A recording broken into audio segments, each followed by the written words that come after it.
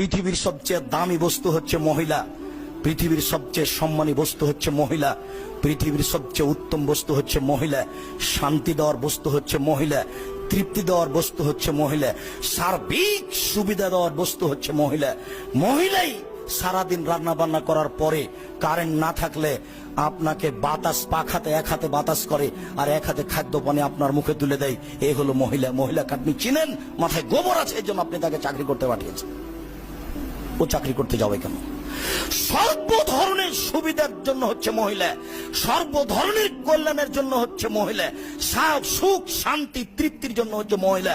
আল্লাহ তাআলা তাকে এই জন্যই সৃষ্টি করেছেন। সে অশুভ ফল হতে পারে কি করে? ছি ছি ছি ছি ছি ছি। মানুষের আচরণ, মানুষের চরিত্র, মানুষের জ্ঞান গরিমা নিচে নামতে নামতে এত খারাপ হয়ে গেছে, ও অশুভ কাজটাকে নিয়ে চলে গেছে মহিলাদের কাছে।